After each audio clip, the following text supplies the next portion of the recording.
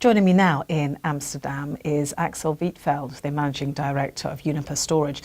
Thank you very much for your time, Axel. Storage is a word that we are just hearing more and more and more, and the importance of storage. How developed is the market? Is it developed enough and in the right areas? I think the market is very mature. The availability of the storage facilities in Europe is extremely high.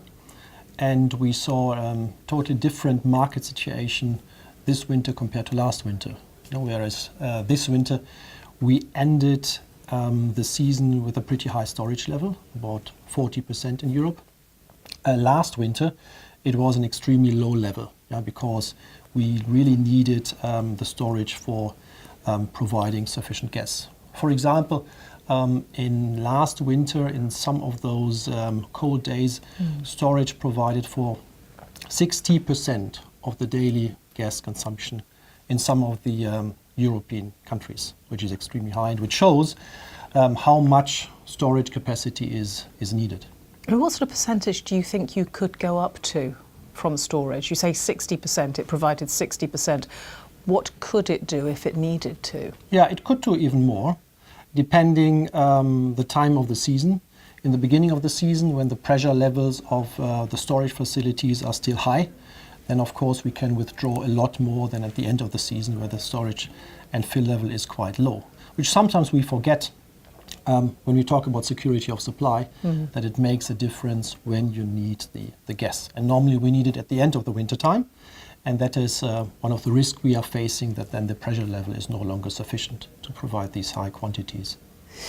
What about, let's bring some politics into this, some policies. I mean, are they going in the right direction for you and for your part of the industry? I think it depends on the country and the level you're looking at. We believe that it would be important to acknowledge the added value storage provides. If we, for example, think about the system value, then with storage we can avoid significant infrastructure developments, for example, on the pipeline and on the transmission side. So we avoid huge investment. However, that is a benefit storage is not really acknowledged for. If we take the insurance value, I mentioned the winter 1.5 years ago.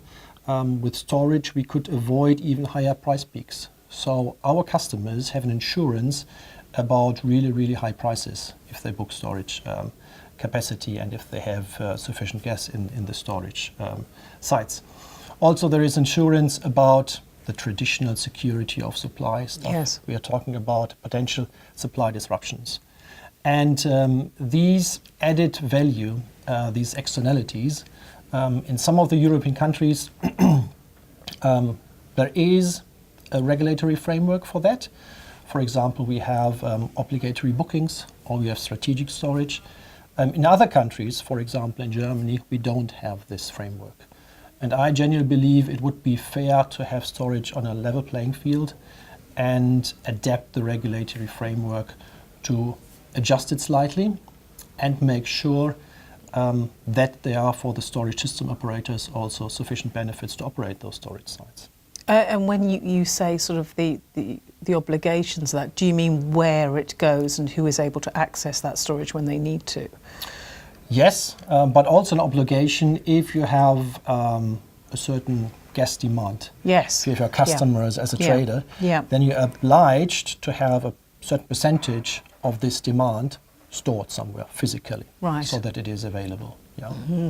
And what about if you open it out to whether it's like a difference between customers, domestic customers or industry? I mean, how do regulations react to that or counter for that? There are various options to do so. And do you think that they are set in the right way?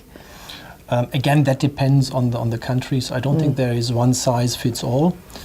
However, what we have seen over the last years is a decrease in storage capacity, in existing capacity and even more in planned projects. I think we have now 40% less planned storage projects than 2 years ago. And that shows that a lot of storage operators are in a difficult economic situations. They are considering to close down storage sites. And we all know that it is a difficult procedure, but it's even more difficult to somehow make them operational again. That is, I would say, nearly impossible.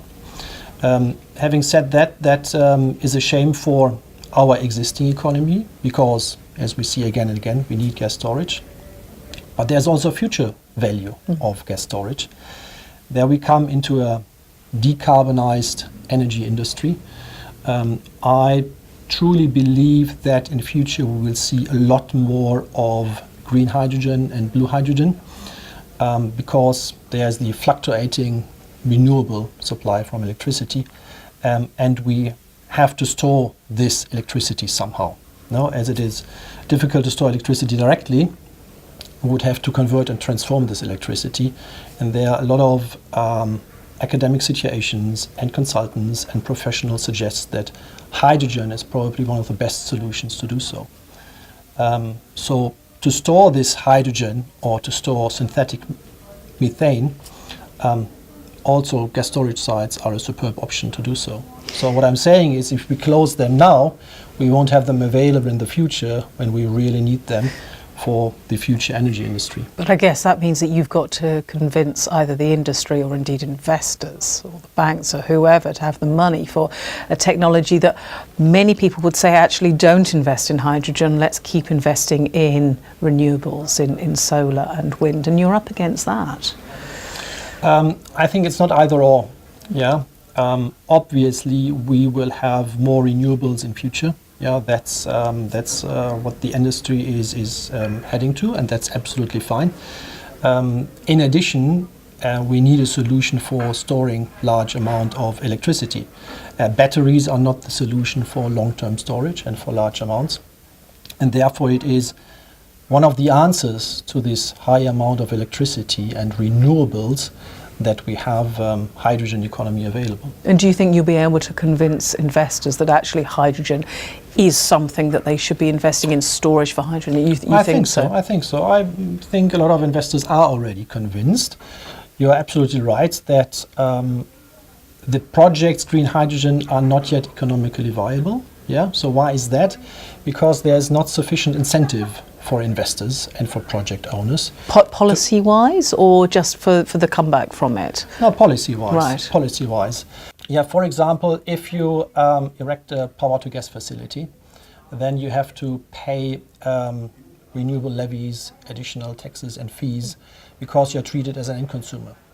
That is not fair because actually what you are doing is with power-to-gas facilities, we debottleneck electricity grid system. Yeah? So there is a system value power-to-gas operators would provide to the electricity grid. So that would be acknowledged and they should be reimbursed for that. That's one of the examples. Another example is that refineries, as we speak, they use a grey hydrogen. If they substitute grey hydrogen by green hydrogen, also this should be acknowledged because they reduce emissions. Yeah, these kind of regulatory incentives that should be given by politics. But you're talking about a lot of finance to change like an industrial unit from grey hydrogen to blue hydrogen, to start capturing the carbon. I mean, is there the desire or the will to put that sort of money in to change it? We believe yes. I currently see a trend towards green hydrogen. Yeah, so that's definitely a lot of projects are developed, not yet positively sanctioned, but are developed.